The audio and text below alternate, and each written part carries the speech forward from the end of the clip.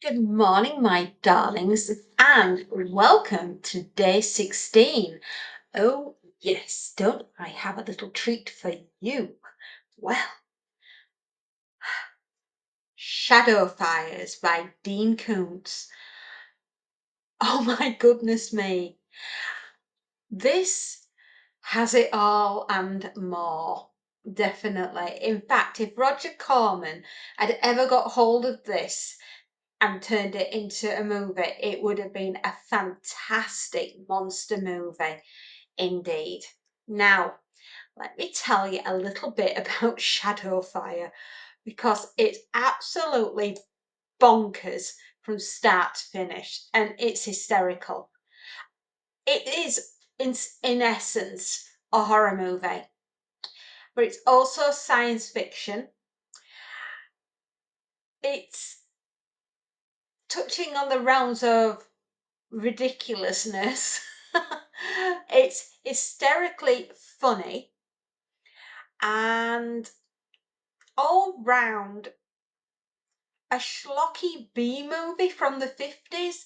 Definitely, absolutely, 100%. And it's so much fun, and that's what a novel should be.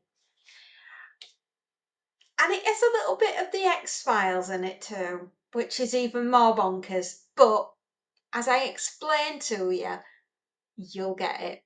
You'll understand. It was first published in 1987 when I was 11 years old by Fontana Paperbacks and reprinted in 1991 by Headline Book Publishings plc. That's 33 years ago, so I was 15 when it was republished into this book and 11 years old and it was originally published. Okay? Viva Las Vegas! Hold that thought. Don't let that thought slip. That will come in very useful indeed. Well, Rachel, the main protagonist in this story, our darling Rachel, while our last Rachel wants to divorce Eric Lieberman, Dr. Eric Lieberman. Oh, Leben. Sorry, I can't call him Lieberman, but it's Leben. Well, why does she want to divorce our Eric? Rachel can't stand him. He's not a nice guy. He's a complete tool. Yeah, not a nice person to be at all. And she's so young. She's not even 30 years old, and she's only been married to him 7 years. And they met at university, and she's fallen out of love with him because he's just not a nice guy. All he does is belittle, berate, and bully her, his opponents, anyone that gets in Eric's way. If they don't do it Eric's way, Eric disposes of them. Eric is not a nice man. He isn't. He's infuriated with Rachel because no one leaves him. No one leaves Dr. Eric Leben. And the ego of this guy is gigantic. Honestly, they'd have to just build a house just to hold his ego. He is arrogant, horrible, horrible man. Dr. Eric Leben is a very famous, very rich, oh my goodness me, this guy is worth £30 million, or dollars if you like, because it's set in California. He is the owner of GenPlan, the genetics laboratory, and he works for the Pentagon and he does loads and loads of different things for the American government. And he basically runs his business all over the world, but the headquarters, if you like, are in California. So there you go. Anyway, he is raging and ranting and carrying on and grabs Rachel's arm and says to her, "You're not doing this, you're not leaving me." And she goes, "Oh yes, I am, Eric." And when I said to your attorney, Herb Tullman, that what you were going to give me as my divorce settlement was too much, I would really much rather have less. And Eric's like, but no, that's not right, because you'll come at me again for more money later on. And what I offered you was a really, really good settlement, and you're asking for less, so you're playing with me. And she goes, really, honestly, Eric, I'm not playing with you. I just, I want shut of you, and I will take less money and never contact you again, never speak to you again, if it means that I can have a quick divorce and get you out of my life. And Eric starts accusing her of having an affair, and she says to him, well, Eric, if that's the case, you've been having me watched, and that's not right, that's not fair. And Eric uses that to say, well, I know that you've been having an affair. And she goes, well, if your person that's been watching me is actually been watching me, then he will realise that, no, I haven't been having an affair. And I met him 6 months after I left you. So, no, I wasn't having an affair. Incensed anyway, Eric storms off, and being the cocky fellow that he is, starts skipping across the road and was heading towards his car, not paying attention, in a rage, and promptly gets hit by a garbage truck and dies because his head's stoved in. It's just, he was having a bad day. Oh, now he's dead. Anyway, Rachel's like, my husband, he's dead. Oh, why? I'm not even upset. Ha ha! Yay, go me! I'm going to go home and have a bubble bath and drink champagne and have chocolate. And that's exactly what I'd have done. If I'd have been married to this guy, I'd have done exactly the same. Definitely. Anyway, Herb Tullman basically says to Rachel, you had no children, and legally you're still married to the guy, and now he's dead, which means you inherit everything, every single penny, and all the business subsidiaries. You are a very rich lady, Rachel Leben. So with that, Rachel goes home, promptly runs herself a jasmine-scented bath, pours herself some very nice champagne. If it was me, I would have Veuve Clicquot, or I would have Cristal, because I quite like those two. They're not bad. Very, very nice. Yeah. So I would have had that with, oh gosh, let me think. What kind of chocolate would have I had? A very nice dark chocolate, probably 80% cacao ratio in there. Maybe a nice Lind. Yeah, that might be nice. Yeah, I'd have had that anyway. But I'm just saying, I reckon that's what our Rachel had. Anyway, she's busy relaxing in the hot bath at home, sipping champagne, eating chocolate, thinking, oh, thank God he's gone. He wasn't a very nice man, and no, I don't feel guilty. I feel no guilt and no shame, and I'm glad he's dead. Yeah. Then her would-be boyfriend tries phoning her. She doesn't answer, so he comes to her house, finds it all in darkness, well, with all the curtains drawn and everything, and Rachel's sort of startled and jumps out the bath and promptly answers the door in a blue robe, pointing the gun at him. And Ben's like, is that strictly necessary? Do you always answer the door with a gun in your hand? And she goes, I feel very unsettled tonight. And then she explains that her husband is now dead, and she can't explain why she feels so frightened. But good grief, I'd be frightened too, because to quote Judd Crandall from Pet Sematary, sometimes dead is better. Can't do his voice, but had a very nice American drawl. And sometimes dead is better. Yeah, there we go. And Rachel would attest to that sometimes dead is better. Anyway, while Ben is at her house, they're making dinner and they get a phone call from Everett Cordell, who is the head of the mortician, the morgue, basically. He's a doctor, and he asked Rachel to come downtown to the morgue, and Ben answers the phone and says, well, sorry, Rachel, I can't come to the phone now. Tell me what's wrong. He goes, well, you must tell her to come down because Dr. Eric Leben's body is missing from the morgue.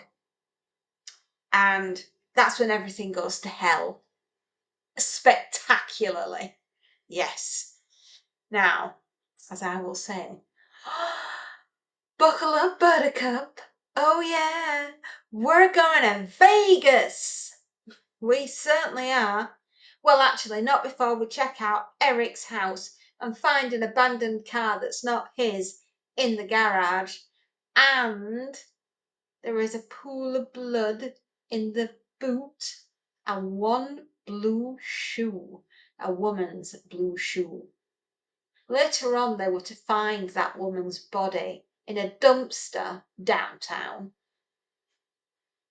with a missing shoe. She's got one shoe on and the other shoe was in the boot of her car, which they will trace. They will find that car and find the blood. But things are just going to get so much more weird from that point onwards. And I can honestly say it's a breakneck race across the Californian desert to get to LA. Yeah, to Las Vegas actually. So yeah, Viva Las Vegas. I don't think Elvis would have been singing that had he seen what on earth was chasing Rachel and Ben all the way across the desert. Yeah, the bad guys, the goons, the American government, men in black, and the strangest character you'll ever meet in your life.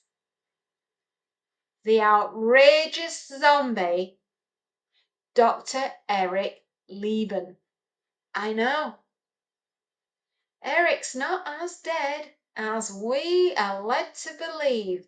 He was stone cold when he went in the back of the ambulance down to the morgue. He was dead, deader than flares, man.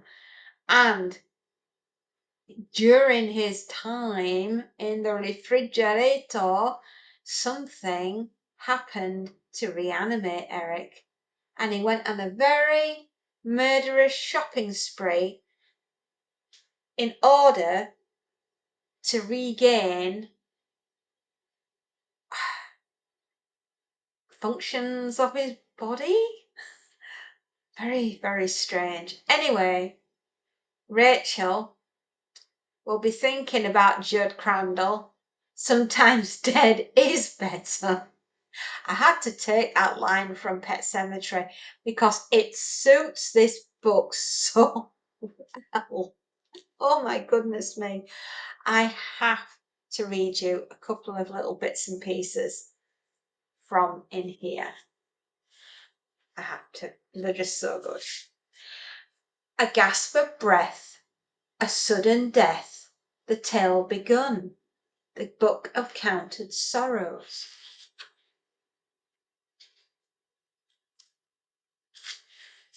Part 1. Dark. To know the darkness is to love the light, to welcome dawn and fear the coming night. the Book of Counted Sorrows.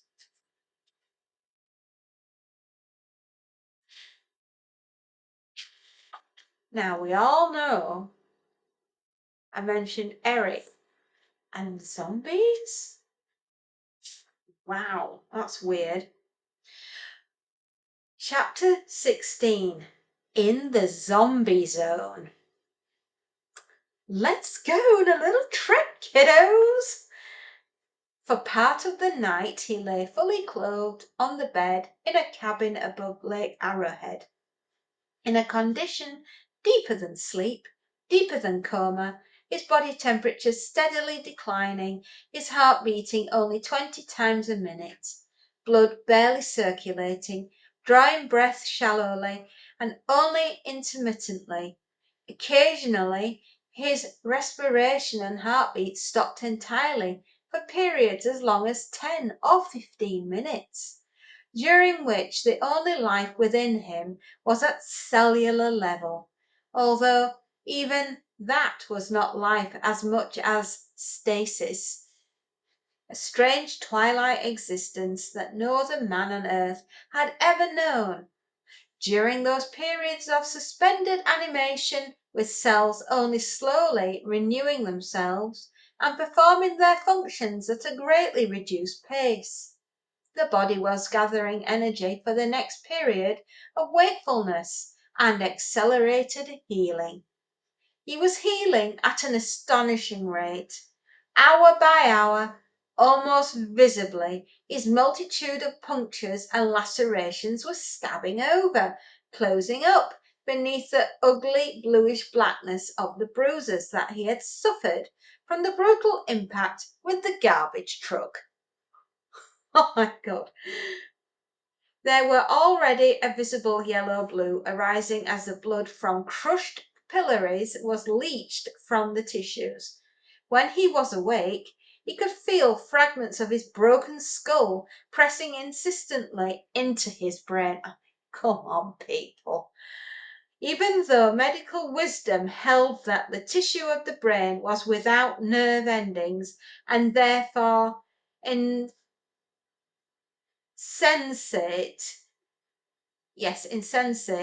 it was not a pain as much as a pressure, like a novocaine numb tooth, registering the grinding bit of the dentist's drill, and he could sense, without understanding how, that his genetically improved body was methodically dealing with that head injury as surely as it was closing up its other wounds. Yes, that's what they've been doing at Genplan, making sure that people never die. Sometimes dead is better. Oh, for a week he would need much rest, but during that time, the period of stasis would grow shorter, less frequent, less frightening. That was what he wanted to believe. In 2 or 3 weeks, his physical condition would be no worse than that of a man leaving the hospital after major surgery. In a month he might be fully recovered, although he'd always have a slight or even pronounced depression along the right side of his skull. But mental recovery was not keeping pace. No, you don't say. With the rapid physical regeneration of tissues. Even when awake, heartbeat and respiration close to normal was seldom fully alert, and during those brief periods when he possessed approximately the same intellectual capacity he had known before his death, he was acutely and dismally aware that for the most part he was functioning in a robotic state. No. With frequent lapses into a confused and, at times, virtually animalistic condition. I'll go to the foot of our stairs. He's a zombie. He had strange thoughts. No, really, strange thoughts. Wow. Sometimes he believed himself to be a young man again, recently graduated from college, but sometimes he recognized that he was actually past 40. Sometimes he did not know exactly where he was, especially when he was out on the road, driving. Oh, driving, hey? Wow! With no familiar reference points to his own past life. Overcome by confusion, feeling lost and sensing that he would forever be lost, he had to pull over to the edge of the highway until the panic passed. He knew that he had a great goal, an important mission, though he was never quite able to define his purpose or destination. Sometimes he thought he was dead and making his way through the levels of hell on a Dantean journey. Oh, that would have been preferable. Sometimes he thought he had killed people. I wonder. Although he could not remember who, and then he did briefly remember and shrank from that memory. Not only shrank from it, but convinced himself that it was not a memory at all, but a fantasy. For, of course, he was incapable of cold-blooded murder. Yes, well, that was before you were hit by a garbage truck, my boy. I Of course, yet at other times he thought about how exciting and satisfying it would be to kill someone, anyone, everybody, because in his heart he knew they were all after him, all of them, out to get him, the rotten bastards. And as they had always been out to get him, though they were even more determined now than ever. Sometimes he thought urgently, remember the mice, the deranged mice bashing themselves to pieces against the walls of their cages. And more than once he even said it aloud, remember the mice, but he had no idea what those words meant. What mice? Where? When? Oh, my goodness me, if it didn't work on the lab mice and the lab rats, how on earth do you think it's going to work on you, Dr. Eric Leben? You silly person. He saw strange things, too. Sometimes he saw people who could not possibly be there. His long-dead mother, a hated uncle who had abused him when he was being a little boy, a neighbourhood bully who had terrorised him in grade school. Now and then, as if suffering from the delirium of tremens of chronic alcoholic, he saw things crawling out of the walls, bugs and snakes and more frightening creatures that defied definition. Several times he was certain that he saw a path of perfectly black flagstones leading down into a terrible darkness in the earth. Always compelled to follow those stones, he repeatedly discovered the path was illusionary, a figment of his morbid and fevered imagination.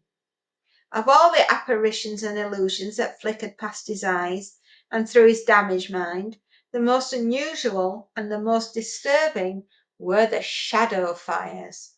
They leaped up unexpectedly and made crackling sound that only he heard but felt in his bones. He would be moving right along, walking with reasonable sure-footedness, passing among the living with some conviction, functioning better than he dared believe he could, when suddenly a fire would spring up in the shadowed corners of a room or in the shadowed clusters beneath a tree. In any deep pocket of gloom, flames the shade of wet blood and hot silvery edges startled him.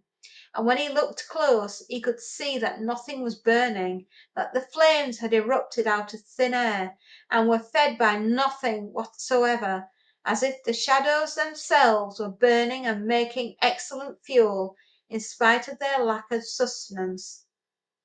When the fires faded and were extinguished, no signs of them remained, no ashes, charred fragments, or smoke stains. And that, my darling, I'm not going to read you any more. But as you can tell, our Eric, having gone through this genetic modification at Gen Plan, or Gene Plan, what an absolute idiot. He made himself a human guinea pig. Oh yes. And now it's going to come and bite him on his ass before he bites anyone else on their asses. This is the most madcap zombie novel going. It is bonkers. And everybody has to be in Las Vegas. Oh yes. Will Rachel and Ben escape Eric's clutches? Or will Rachel get eaten alive? Or shot first by the men in black? I don't know. I'm not going to tell you. You're going to have to read the book, my darlings, to find out. But I can guarantee you this. You're not going to want to put this one down because it is absolutely bonkers. And I love it. I love it for its bonkerness. I love it for its Roger Corman. I wish it had been made into a Roger Corman movie. I really do. It's so much fun and you will love it. Now, my darlings, I'll say what I always say. If you like what I do, you can always give me a thumbs up. And if you really like what I do, you can always give me a follow. And follow me for more crazy adventures of all the very strange and wonderful books that I read. Yes, I absolutely adore Dean Koontz. I do love his work. It's a childhood friend. Yeah. He's an American writer of yesteryear. Doesn't this give you chills from the 1980s? Oh, it does. It just screams my childhood. I love him. Yes, Uncle Dean, another great masterpiece. Well, my darlings, I will see you tomorrow with another absolutely bonkers book. Yes, I promise. And we're getting a lot closer to Halloween. We've got 15 days now? Yeah, yeah, I think so. Because it's 31 days and we've just gone 16, so I think we've got 15 days left. Yeah. Anyway, I can't count. You might have guessed. I'm terrible. Do take care, my darlings, and I will see you tomorrow with another lovely little gem. Promise. Happy readings, darlings, and enjoy. Take care. Bye bye.